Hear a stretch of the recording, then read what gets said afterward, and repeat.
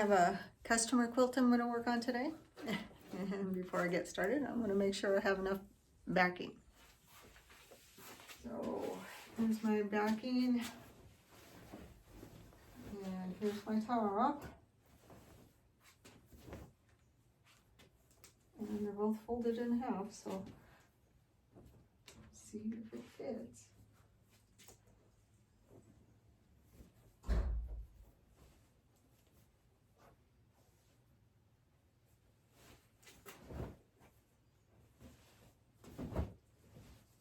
So this looks like it'll fit, and go ahead and get it loaded.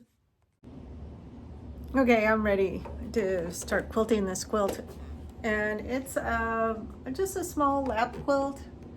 It's 48 by 56, so it shouldn't take that long to quilt, and I think I'm going to do some flowers on it, and I'll give you a close-up of what that looks like. So here's the quilt. It's Frozen Disney for her granddaughter, and I think either one of these two flowers, I am going to try and see what they look like. So today I am using a cotton thread. I bought this. It's Wonderful. I don't know if it has another name.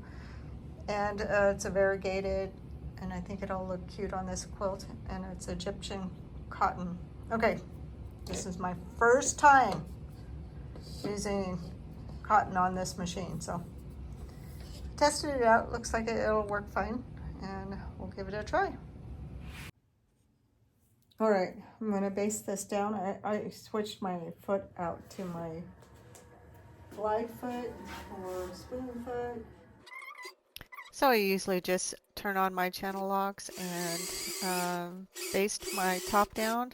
I don't usually put a line up there. Sometimes I do, sometimes I don't. But I find I can do it pretty well just doing it this way. Just basting the sides down, and I'm almost done.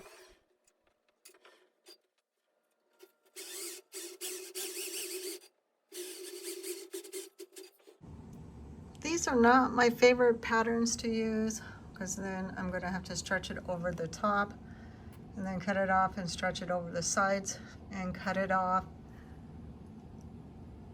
But it's cute. I kind of like it.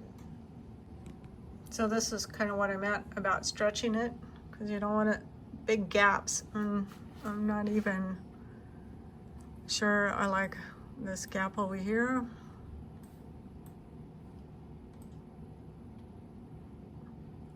If I stretch it this way, I don't want it to get,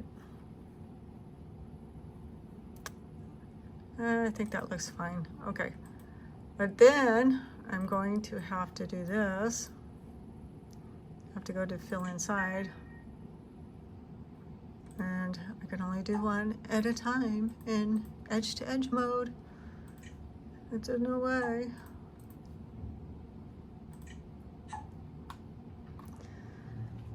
So that's what it looks like, and I'll have to do that on every row, and I think it'll look good. This is a big pattern, and which is okay because this is for a little girl, so you want it to be nice and soft. And I think it's turning out okay. You can't really see the difference in the variegated thread, really. But that's okay. It'll still look good. I'm on my third row. These are going pretty fast. Like I said, it's a really big pattern. I'm 34 minutes into quilting this little quilt. Shouldn't take more than an hour, and then I'll be done.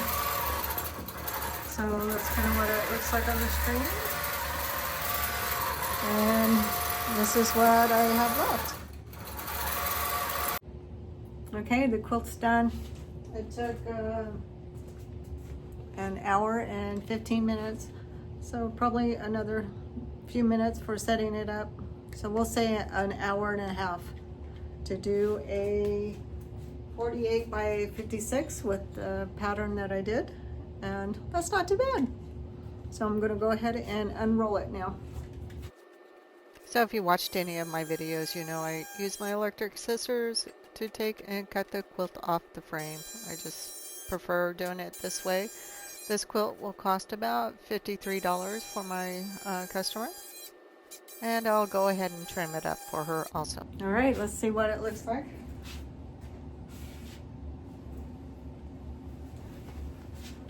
And here it is. Pretty cute. And there's the back. And this is a flannel on the back. It feels really nice. And it's all done. It's just the right amount of quilting. It's nice and soft. Perfect for a little girl.